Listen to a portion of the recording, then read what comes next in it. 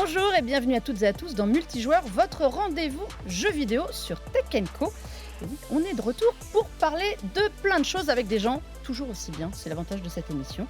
Et aujourd'hui, on retrouve Aymeric Lallet. Bonjour Aymeric. Comment ça va? Écoute, très bien, ça me fait plaisir, ça fait un moment qu'on s'était pas vu. C'est vrai, et la dernière fois que je suis venu c'était super, donc j'ai décidé de revenir. Tu étais là pour la première, en plus. C'est exact, parlant de l'E3, Ouais. cher à mon cœur. Voilà, feu le 3, et tu nous écoutes. Face à toi, je vais y arriver. Max, Bonjour. alors, de Bonjour. retour aussi. Oui, de retour après quelques mois. La dernière fois que j'étais venu, c'était pour Call of Duty. On va reparler de jeux de tir, Bah écoute, ça me va, je maîtrise du coup. c'est A pour ça. priori, j'essaye. Bon, tout va bien? Tout va bien, 2024, en route vers de nouveaux horizons. Et j'espère que l'année sera bonne. Ouais, il y a des gens qui disent que ça va être plus calme, mais en fait il y a du jeu. Il y a des trucs importants chaque mois. Ouais. Oui, c'est sûr, c'est sûr. Ils sont fous, ce ne sera absolument pas plus calme en 2024, on l'a déjà vu dans cette émission. Et on va démarrer avec l'actu à chaud pour vous le prouver.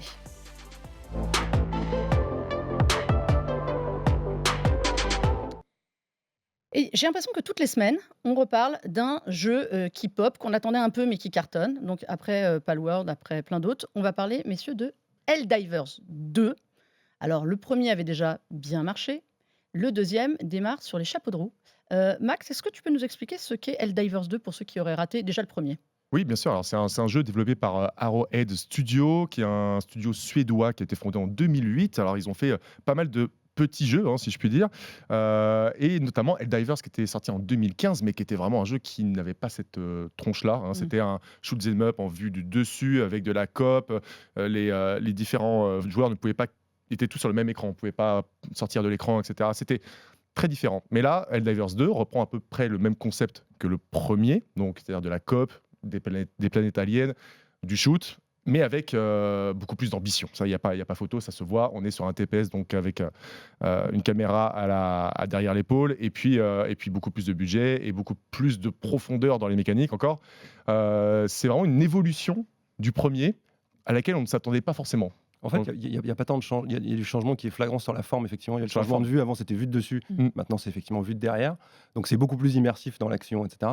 Mais globalement, l'architecture du jeu n'a pas tellement changé que ça, en fait. Tu veux dire qu'on fait toujours la même chose Non, c'est pas exactement ça. C'est qu'en fait, le jeu est plus large que juste un jeu de shoot. Si tu veux, en fait, tu vas conquérir des planètes pour la démocratie. Parce que il y a un second degré très fort dans le jeu, en fait. On appartient à la super Terre. On va propager la démocratie et on affronte des aliens pour ça. Bon, ça déjà, c'est un petit peu bizarre. Ou des robots, d'ailleurs. On est entre Independence Day et Starship Troopers, quoi. Ouais, même très clairement Starship Trooper, en fait. C'est d'ailleurs ça qui plaît beaucoup aux gens, en fait. Parce que quand t'as l'alien qui est juste en face de toi, que t'es là en train de shooter, t'as tes potes à côté, t'as les monstres partout, et t'es envahi par les monstres, il y a cette impression d'être submergé. Et ça, c'est vachement cool. Mais l'échelle du jeu est différente parce qu'en fait, chaque planète, on la conquiert. Donc tous les joueurs qui jouent en multijoueur, donc de toute façon, le jeu est que multijoueur, mais tous les joueurs qui font des parties contribuent à conquérir la planète. D'accord ? Ça augmente un pourcentage. Et après, une fois que c'est fait, tu passes à la planète suivante ou à des planètes suivantes. Et du coup, tu conquiers l'univers. Ok ? Mais des fois, ça peut revenir en arrière. Donc, du coup, il faut revenir sur un endroit qui a été reconquis par les aliens. Et du coup, il y a une participation communautaire qui est extrêmement forte. Et ça, c'était déjà dans le premier, en fait. Du coup, chaque action, aussi minime que tu fais dans le jeu, qui est de tuer un alien, participe à l'effort de guerre. Et du coup, tout le monde se sent impliqué. Et ça, c'est génial. Mais alors, est-ce que c'est un jeu? Alors, on voit 4 personnages sur les gens qui regardent les images, on voit 4 personnages. Est-ce qu'on joue par équipe de 4? Est-ce qu'on joue tous en même temps? Parce qu'on sait que le jeu a battu des records de joueurs en simultané sur Steam. Tout à fait. Plus de Encore aujourd'hui. 203 000. Encore aujourd'hui, je crois que le chiffre est monté. Oui.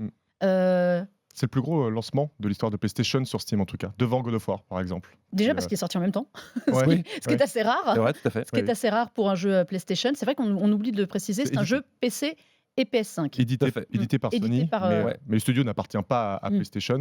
Mais en tout cas, Sony a mis des billes dedans très clairement. Et d'ailleurs, ça me fait penser que c'est pas la première fois qu'un jeu du genre les intéresse un petit peu. Souvenez-vous de Starhawk qui était sorti en 2012, qui ressemblait déjà beaucoup à ça. C'était un TPS où on faisait tomber des stratagèmes du ciel et qui venaient se développer en temps réel avec un aspect en ligne. Donc peut-être qu'ils croyaient expliquer déjà. ce que c'est que les stratagèmes, en fait. Oui, L'idée, exactement. c'est qu'effectivement, c'est du shoot. Tu vas récupérer des armes différentes. Tu t'équipes au début, avant la mission. En fonction de la mission, tu vas changer un petit peu de stuff, on va dire, d'équipement.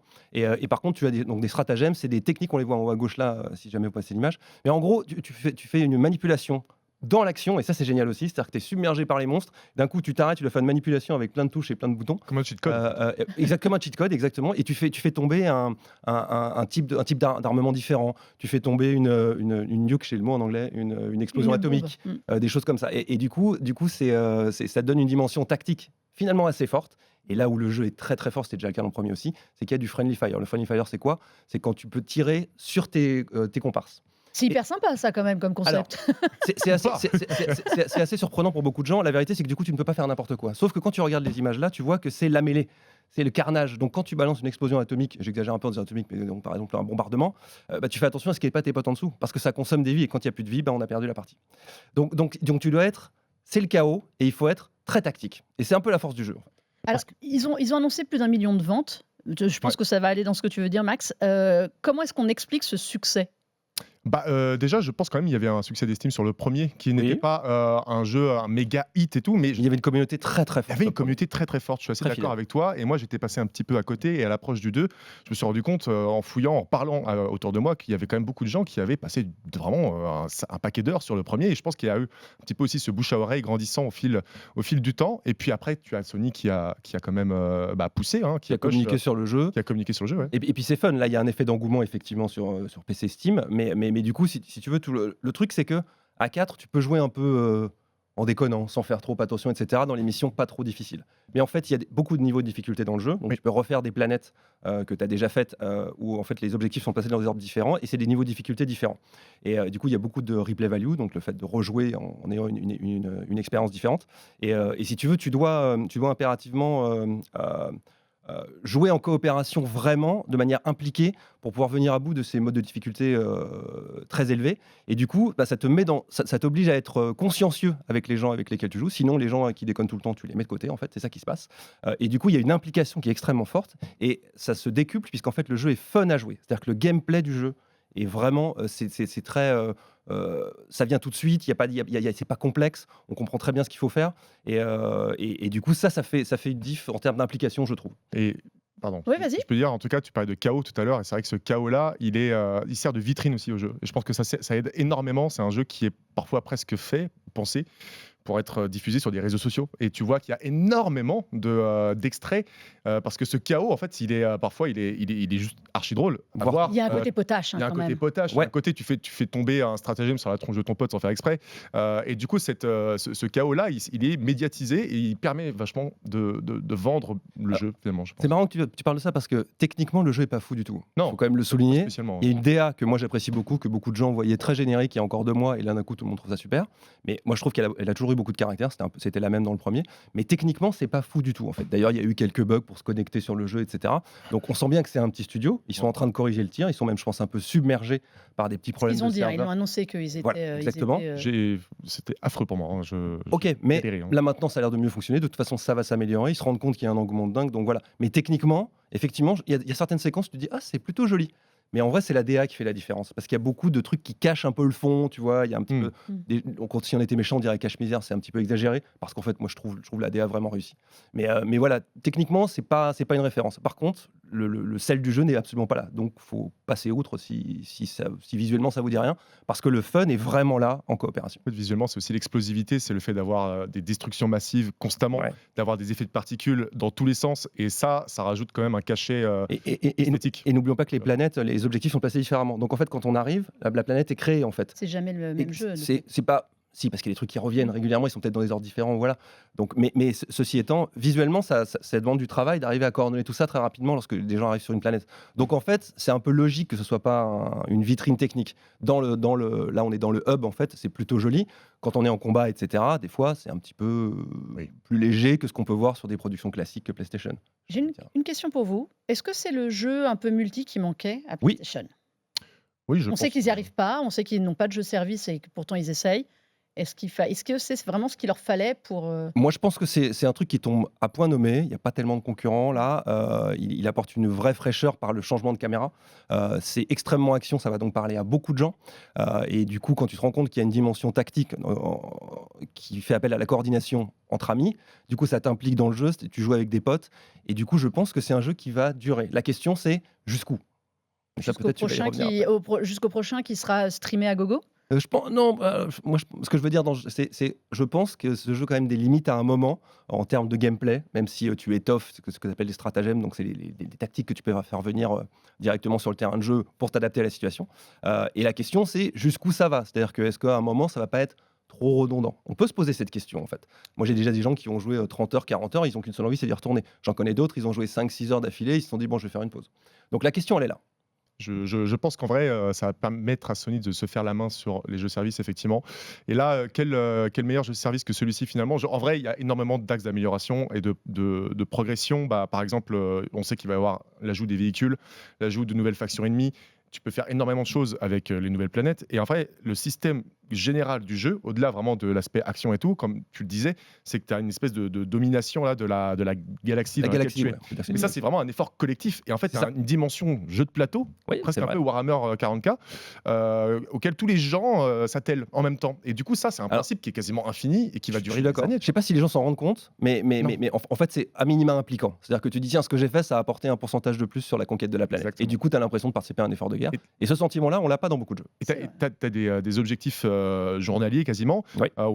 Voilà, par exemple, les devs aussi peuvent influer directement sur le cours des parties Exactement. des gens. Tu as quand même tout un aspect presque un peu méta, tu vois, quand Oui. tu prends du recul, que je trouve assez fascinant sur ce jeu et dont j'avais pas conscience quand je l'ai lancé. Et mais alors, c'est ça qui est génial, c'est que soit tu t'en rends compte, soit tu peux passer complètement à côté. Parce que Ah tu ouais. peux te limiter à juste de l'action et fin de l'histoire. Tu vas sur une planète, tu cartonnes des monstres et c'est fini. Mais quand tu te rends compte de ça, tu as l'impression que tu as une nouvelle dimension qui s'ouvre dans le jeu, même si c'est purement psychologique en fait. Mhm. Et du coup, tu te dis, ah, et en fait, l'échelle de ce jeu est plus grande. Et là, ça donne une dimension encore plus noble au jeu, quoi. Bon, vous m'avez presque donné envie d'aller essayer. On peut faire une Dieu sait que partie les jeux après, de si tu tir- veux. Dieu sait que les jeux de tir, c'est pas trop mon truc. À plusieurs. Mais oui, mais évidemment. Non, Mais alors- je vous appellerai au secours, les gars. Et tu voulais dire un truc ou- Justement, ça Vas-y, peut être qu'on à conclue plusieurs. là-dessus, Parce que vas-y. c'est pas un jeu qui se joue seul. Exactement. Voilà, c'est important de le préciser. J'ai commencé mes parties seul. Je me suis fait suer comme un rat mort. Et surtout, il y a des objectifs qui sont tout simplement quasiment pas faisables seul. Donc, tenez-le vous pour dit, quoi. C'est un jeu qui se joue Alors- vraiment à plusieurs. Il est pensé pour ça. Oui, tu as tout à fait raison. Voilà. Après, tu peux faire des parties en solo, effectivement, mais il y a des moments où ça devient très difficile et tu perds 45 minutes parce que c'est quand même un certain temps. Et du coup, c'est un peu gâché. Donc, vaut mieux jouer à plusieurs, c'est vrai. Maintenant, je suis sûr qu'il y a des speedrunners ou des gens qui vont avoir envie de faire des exploits qui vont essayer de faire certaines missions en solo. Bon, ben voilà, c'est disponible sur PS5 et sur PC. Helldivers 2 à jouer avec vos amis, on a dit. Avec les amis. Changement de sujet total. Je voudrais qu'on revienne sur quelque chose qui est un peu passé entre les mailles du filet, même si certains l'ont vu. Lors de l'annonce des licenciements chez Microsoft pour sa partie gaming, donc les 1900 personnes qui ont ou vont être licenciées, on a notamment parlé d'un service qui allait être fortement impacté, c'est celui du jeu physique. Et on se pose la question avec tout le dématérialisé qu'on a. Aujourd'hui, il y a beaucoup de jeux qui sortent d'abord en dématérialisé avant de proposer des boîtes. On le sait. Ma question, messieurs, est-ce que le jeu physique va disparaître? Aymeric. Je pense qu'à terme, 10 ans, 20 ans, je pense que oui. Pour moi, il n'y a aucun doute, même si ça me fend le cœur. 10-20 ans, tu penses pas avant Il est optimiste. 10-20 ans, En fait, ça frange l'optimisme. j'inclus là-dedans le rétro gaming en fait, qui fait qu'il y a une espèce c'est revigorant pour beaucoup de gens d'aller là-dessus. Donc je pense qu'à un moment, peut-être qu'il y en a qui vont se rendre compte dans l'industrie que c'est encore très important les jeux physiques. Je pense aussi que ça dépend beaucoup des pays. En France, on est très très attaché à ça. Peut-être que ça va disparaître dans d'autres pays et pas chez nous. Ça, c'est aussi une possibilité. La vérité, c'est que techniquement, on va tous là-dedans puisqu'on consomme que des choses en streaming. Donc à terme, c'est sûr que oui. Maintenant, moi, ça me ferait mal au cœur. Je pense qu'il y a un public pour ça. Et le fait qu'ils changent de stratégie, ce que tu as souligné au tout début de l'introduction de ton sujet, c'est qu'avant, on sortait les jeux en physique et après, ils arrivaient en démat. Maintenant, ils arrivent en démat et on se dit, tiens, en fait, il y a tellement d'engouement que ça vaut peut-être le coup de le sortir en physique. Et là, il y a peut-être une porte de sortie, en fait. Et alors, moi, je sais, ce que j'ai noté ces derniers temps, c'est que surtout ceux qui font des versions collector. En fait, les jeux, vous avez le choix aujourd'hui entre du dématérialisé ou de l'édition collector avec des figurines et des trucs comme ça. C'est un autre business. Oui. Alors, pour moi, c'est un des derniers remparts avant le tout dématérialisé, c'est que les goodies, tu peux pas les dématérialiser. On le voit par exemple avec Tu vois, les Micromania. NFT. Alors, Il y a sans doute Moi, des je suis exceptions. contre, hein, mais Il y a sans doute contre des exceptions, mais regarde, on voit bien Micromania par exemple, son moyen de survie, c'est aussi de s'associer avec Zing pour, Oui. par exemple, vendre des goodies. Mm. Et ça, c'est presque des produits annexes du jeu, en fait. C'est dérivé du jeu, mais ça ne va pas avec la sortie ça, du jeu. c'est ça. C'est un Mais petit peu différent. ça rejoint aussi, par exemple, des éditions collector de jeux vidéo Oui. qui se vendent et dans lesquelles tu n'as pas le jeu en fait. Et tu Ouais, n'as ça, c'est juste des goodies. Ça, c'est un délire. et t'as le code. Donc, T'as juste le code du ouais, jeu. voilà, Ça, t'as juste le code du c'est jeu. un Il délire. y en a même où il n'y a pas de code du tout, en fait. Mais on a l'impression aujourd'hui qu'il n'y a plus que Nintendo qui vante les mérites du jeu physique. Alors parce que aussi, leur cible est familiale, mais par exemple, ils ne donnent jamais, enfin ils commencent seulement à donner les chiffres des versions de leur version dématérialisée des jeux. C'est vrai que c'est un peu dans leur ADN. Après, faut bien penser aussi qu'en termes d'espace, ça prend pas beaucoup d'espace, une boîte de C'est Switch. vrai. C'est tout bête, mais ça a son impact aussi, notamment sur cette nouvelle génération aussi. Enfin, moi, chez moi, j'ai des tonnes de jeux. Au bout d'un moment, ça prend trop de place. Donc, je comprends aussi ce mouvement. Mais pour revenir à Nintendo, effectivement, c'est dans leur ADN. Je pense quand même que leur Nintendo eShop doit fonctionner très très bien. Et je pense qu'ils vont juste, peut-être pour encore faire un pas de côté, ne pas avoir ce discours de dire qu'on va arrêter les jeux physiques. Par contre, en termes de distribution, ça a dû déjà beaucoup baisser dans les magasins. Et puis, je pense qu'aussi la Switch, une console qui techniquement n'est pas ultra moderne non plus, Switch 2 bientôt. t'as pas beaucoup d'espace de stockage, donc peut-être qu'elle a un peu un train de retard à ce niveau-là aussi. Ne vous inquiétez pas pour la nouvelle génération, à mon avis. Ouais, ça, je pense que la nouvelle génération. Voilà. Et c'est une console qui parle encore plus que les autres au grand public. Et donc, les gens ne pensent pas forcément à acheter une Switch et derrière à mettre une micro SD en plus pour avoir C'est plus ça. d'espace. Ben, Voilà. pour aller dans ce que tu dis, est-ce que tu crois qu'un enfant, tu as envie de lui offrir à Noël un code dans une enveloppe d'un jeu? Il y a aussi ça, je pense, chez Nintendo, qui fait que ouvrir une boîte à Noël ou un Oui, t'as anniversaire, raison. c'est pas la même chose que Pour l'image Nintendo, tu as tout à fait raison. pense Ça paraît que très logique. Ça paraît Nintendo, très qui est quand logique. même, n'oublions pas, à l'origine une maison de jeux Tout à fait. et pas une C'est vrai. de jeux physiques Jeux de avant d'être cartes, des jeux jeux de cartes, vidéo. Je pense qu'ils ont toujours ça en tête, que tu n'offres pas un code. Pour le moment, on n'offre toujours pas des codes de jeux dématérialisés. La vérité, c'est qu'ils se démarquent depuis des années dans plein de domaines, que ce soit sur la puissance technique, sur les graphismes, sur le type de jeu qu'ils proposent. Du coup, ce serait logique qu'ils fassent un pas de côté. J'ai envie de dire, même les deux gros acteurs vont plus classiques dans la tête du consommateur moyen aujourd'hui, une trentaine d'années, on va dire, vont aller dans une direction. Ils vont probablement montrer Allez, qu'ils font un petit peu quelque chose d'un peu différent pour se démarquer. Ça marche aussi. Mais tu parles de Nintendo, mais je trouve que Sony est quand même très impliqué aussi dans les jeux physiques. Ils ont encore, ouais. Voilà, le PS Plus prend de l'ampleur de plus en plus, justement, c'est qu'à le dire, mais les boîtes PS5, ça a l'air de quand même plutôt bien Ça marche fonctionner. encore, ouais.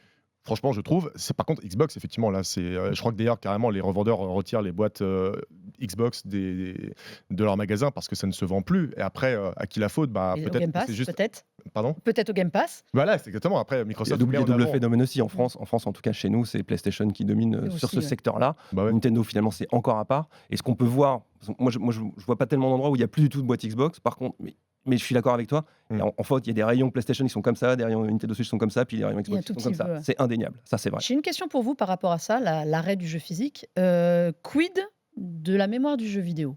Parce qu'on sait qu'aujourd'hui, il y a beaucoup de jeux qui ont atterri par des biais un peu transverses sur Internet et tout, qui sont le fruit de pirates, entre guillemets, mais qui avaient la version physique et qui l'ont souvent digitalisée pour la mettre à disposition. Si on n'a plus de... Enfin, ça n'a pas le même impact. Il y a des jeux qui vont disparaître s'ils n'existent plus en boîte. Je suis pas forcément d'accord avec ça parce qu'on voit que ça. Il y a des vieux jeux qui ressortent déjà dans des versions différentes. On parle de remake. Ok. Ensuite, il y a l'idée de. Je pense que ta question, c'est plutôt est-ce qu'on conserve le produit d'origine? En fait, c'est ça. Et alors, moi, je pense que c'est. Oui.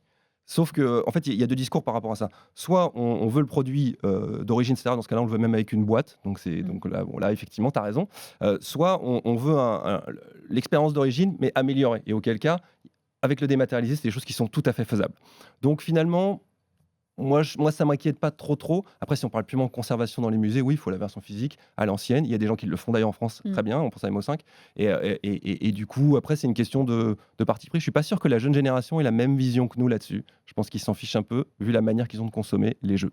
Là où je te rejoins par rapport à ce que tu disais tout à l'heure, par rapport au rétro gaming et au fait que peut-être d'ici 10 ou 20 ans, on parlera plus de jeux physiques.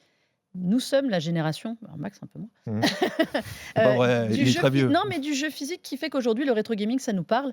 La génération qui aujourd'hui ne vit que par le démat, en effet d'ici 10-20 ans, avoir des boîtes, elles s'en Et il y a un vrai problème de place, hein. Quand tu es complètement fan de jeux vidéo, c'est un vrai souci au bout d'un moment. Moi je l'ai aussi, le problème de place. Voilà. Et tout à l'heure, je reviens un petit peu en arrière, mais tu parlais vous parlez de collector. Alors dans le collector, vous pensez au physique, mais il y a aussi une place pour le collector non physique, complètement dématérialisé. Il y a des gens qui n'achètent que les versions deluxe, extra, etc. pour avoir le costume en plus, l'arme en plus, le truc qui te fait gagner du temps, etc. Donc il y a aussi un marché là-dessus sur les collectors. Mais c'était ma petite aparté parce que moi j'aime bien ça. Il y a vraiment un marché à faire parce que finalement pour le marché des jeux vidéo physiques, je pense à certains petits éditeurs. Il y a Red Art Games qui est un éditeur français qui se spécialise vraiment dans le jeu vidéo physique et qui réédite aussi. Limited Run Games qui fait ça aussi. Games, T'as raison. Just for Games aussi en France, effectivement. qui éditent des jeux qui sont déjà sortis en dématérialisé pour les sortir en version physique. Il y a encore un business là-dessus. Et puis ils font des versions qui sont de luxe, c'est encore meilleur que la Oui. version que tu achèterais dans un magasin classique type grande enseigne. Donc du coup c'est super intéressant parce qu'on arrive sur t'as ta version physique et en plus tu as une version spéciale en édition très limitée. Et il y a forcément un business là-dessus aussi, c'est sûr. Et j'ai une dernière question Oui. sur ce sujet-là. Quid des échanges de jeux? On a tous grandi en se prêtant des jeux. Bien sûr. Souvenez-vous même des lancements de la Xbox One et de la PS4 où ça avait rigolé sur le dématérialisé, sur le fait qu'on pouvait s'échanger des jeux physiques. Oui. Si on n'a plus de boîte, comment est-ce qu'on prête son jeu à son voisin? Bah, là, c'est la logique, c'est-à-dire que c'est beaucoup plus intéressant pour les constructeurs de consoles d'avoir le contrôle là-dessus. Donc, du coup, le but, c'est bien ça, effectivement. En plus, quand quelqu'un vient se procurer une version, bah, tu revends une version entière qu'il paye plein pot, on va dire. Donc, forcément, tu n'as pas de perte et en plus, tu as moins d'engagement physique puisque ça leur coûte moins cher. Donc, en vrai, finalement, c'est normal, en fait. Enfin, je veux dire, il y a un moment, ça reste un business quand même. Il faut être lucide par rapport à ça. Oui, c'est triste. Je suis tout à fait d'accord avec vous. Mais il y a pas le choix, on ira. Bah, Je pense que la solution est déjà trouvée chez les plateformes SVOD avec le partage de comptes, par exemple. Ils le financent, ça se finance en fait. Si tu veux prêter ta collection, ton abonnement, tu payes, tu raques. leur donne pas de mauvaises idées. Pardon. Alors, voilà, mais moi, c'est un Mais truc tu as que raison, on va y là, venir. J'ai pas. Alors, On va Non, y mais à venir. terme, on va y venir. Voilà, On va y évidemment, venir. tu prêtes pas ton compte, je suis d'accord. Mais moi, cette idée de prêter ma ludothèque, C'est perso, une mais ludothèque. c'est presque ça. C'est-à-dire que, par contre, Son en fait, patrimoine. je me suis trompé parce que je pensais que le gars va sur ton compte. Mais non, en fait, c'est juste un partage du jeu. Oui, C'est oui, ça non, que tu non. veux dire, Mm. qui existe déjà. Ou Mais du compte, c'est c'est ça. compliqué à comprendre, je pense, pour le consommateur normal. Et du coup, il va falloir qu'il y ait beaucoup d'évangélisation à faire là-dessus pour que les gens comprennent comment ça marche et que finalement, c'est pas si compliqué que ça. Mais quand tu arrives la première fois pour partager ton jeu, c'est pas facile. Voilà. Oui, c'est pas facile. En tout cas, je pense qu'il c'est En dématérialisé. important de rappeler même à la jeune génération, en tout cas la nouvelle, que les jeux vidéo physiques ont une véritable importance et que tout ce que tu achètes en dématérialisé, il ne t'appartient fondamentalement pas en fait. Et c'est marqué dans les conditions d'utilisation, il Voilà, faut pas l'oublier. c'est-à-dire C'est-à-dire qu'à que- tout moment, on peut te retirer ton produit. À terme, et ça va arriver peut-être dans 10 ou 15 ans, vos jeux, ils vont juste, ils seront plus dispo quoi. Et ça a failli être le cas avec la PS3, je crois, avec le PlayStation Store. Ouais. Et les gens avaient râlé, et du coup Sony était revenu sur sa position. Mais en vrai, Nintendo aussi, sur les jeux qui étaient Ouais. dématérialisés de Oui. la Wii. Wii U, les shops se ferment en fait. Mm. C'est normal, au bout d'un moment, tu peux pas payer Bien 15 ans de sûr. serveur d'une console. Oui, dont sauf que la personne personne qui a payé son jeu, elle a payé. Donc Mais au bout c'est d'un ça. moment, si tu veux, ça fait un peu mal au cœur de se dire maintenant on ferme tout le service, c'est-à-dire comme ça qu'ils font. Du coup, tu n'as plus D'accord. accès à tes jeux. Je pense que non. Et là, on revient à la conservation dont tu parlais, et il y a une logique qui fait qu'ils vont trouver un moyen pour que ce soit éternel, entre guillemets. Enfin, moi, ça me paraît logique. C'est le problème, je suis d'accord avec toi, de Tu l'abandon du jeu paieras. physique. Ouais, tu paieras. Tu Tu paieras des jeux que tu as déjà payés. Voilà. Et sinon, on en Un reparlera. abonnement pour revenir à ta ludothèque. On Pas en mal. reparlera dans une autre émission des problèmes des clés G2A. Aussi, sur la façon d'acheter des jeux moins chers. C'est un piège qui est double, puisque le jeu ne vous appartient pas, on l'a dit, en dématérialisé au final. Et parfois, vous pouvez découvrir qu'il ne vous appartient pas bien non plus et que l'éditeur est en droit de vous le retirer. Messieurs, on va tourner cette page actu pour passer au jeu, parce que je voudrais bien qu'on parle d'un jeu qui est pour moi la grosse sortie de la semaine. Mais ça, c'est complètement parti pris. On va parler de à quoi on joue tout de suite.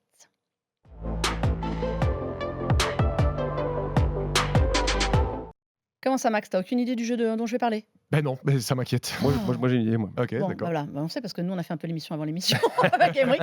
Je vais vous parler de Banishers, Ghost of New Eden. Bah, tu vois, Oui, c'est- finalement. c'est C'est pas évident. si compliqué. C'était pas si compliqué Ouais, quand ouais, même. ouais. Le petit jeu français de la semaine, signé Dontnod, que moi j'ai adoré. Donc pour une fois, je commence par moi cette partie des jeux. Ça se passe dans la Nouvelle-Angleterre de la fin du XVIIe siècle.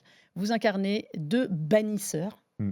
Je crois que ce mot n'existait Je absolument crois pas pas non plus. ouais. avant ce jeu, qui sont en gros chargés de protéger les vivants des fantômes et d'éliminer les fantômes qui traînent, qui viennent hanter les vivants. J'ai trouvé ce jeu super bien. Je vais aller direct à l'essentiel. Vous incarnez Antea et Red Magras. Antea meurt. Pas de chance, Antea Duarte meurt. Et donc la question se pose, ils doivent continuer leur mission, mais elle est devenue fantôme. Oublie pas de préciser que c'est le maître et l'élève. Je pense que Voilà, son c'est le importance maître et aussi. l'élève, exactement. Ah, ok. Antea était la bannisseuse en chef, Exactement. Voilà. et Red, son amant. Oui. Et Et- Ah bah alors ça, tout ça, tu sais, moi. ah, tu veux pas te mêler de Pas ça? de problème. C'est Ça pas fait l'histoire privé. perso, moi. Je... Voilà, et son élève. Et au final, elle devient fantôme. Donc se pose toute une question. C'est un jeu qui est basé sur le choix. Parce que dès le départ se pose une question prépondérante et qui comment dire, influence toute la suite du jeu. Ok. Qu'est-ce qu'on va faire d'Antea? Elle est De l'âme devenue d'Antea, en fantôme, fait. Enfin, de le l'âme fantôme d'Antea qui est là, d'Antea, du ok. fantôme. Est-ce qu'on doit l'éliminer? Est-ce qu'on doit l'élever, c'est-à-dire la laisser en paix. Ouvrir les portes du paradis. Voilà, l'ouvrir ou alors la bannière à vie, c'est la grande question. Et vous faites le choix dès le début, et c'est terrible parce que ça conditionne toute votre partie derrière, puisque Très bien. vous allez avoir droit de vie ou de mort sur les vivants et les morts. C'est un peu particulier. Bah, Est-ce que j'ai bien résumé? oui, tout à fait. Après, c'est du Dontnod. Moi, ce qui est intéressant dans ce jeu-là, je trouve, c'est l'évolution de Dontnod, mais peut-être qu'on on en parlera. Enfin, l'évolution de Dontnod, l'évolution de ce produit fait par Dontnod. Mais ce qui est fort, c'est qu'il faut relever, c'est qu'il y a une narration qui est extrêmement forte, qui souvent a de l'impact, que les doublages sont très très bons, je trouve qu'il y a une ambiance qui est vraiment forte dans le jeu. Il s'essaye à un peu plus d'action et des fois c'est réussi, des fois peut-être un petit peu moins. Il y a quelques longueurs, c'est vrai, sur oui. Des zones qu'on parcourt dans tous les sens. Exactement, c'est du semi-ouvert, on en parlait tout à l'heure. Et alors, ce qui est marrant, c'est que c'est du semi-ouvert, on se dit que c'est pas très grand, mais on arrive quand même à se perdre. Donc parce qu'il y a des endroits qui sont un petit peu limbiratiques, etc. Donc voilà, il y a des longueurs sur certains dialogues. A contrario, il y a d'autres dialogues qui sont hyper prenant tout de suite. Fort, ouais. Voilà. Donc voilà, si on voyait l'évolution des personnages en termes d'action. Donc, ce qui est marrant aussi, c'est qu'au début, on a des fights qui sont un peu classiques, pas forcément hyper palpitants. Et puis, au fur et à mesure, c'est un petit peu lent, mais au fur et à mesure, on gagne en pouvoir. Et du coup, ça étoffe les possibilités. Et ce qui est marrant, c'est que ça va à l'essentiel. Ça fait penser un peu à God of War, des fois, dans la forme. Ouais.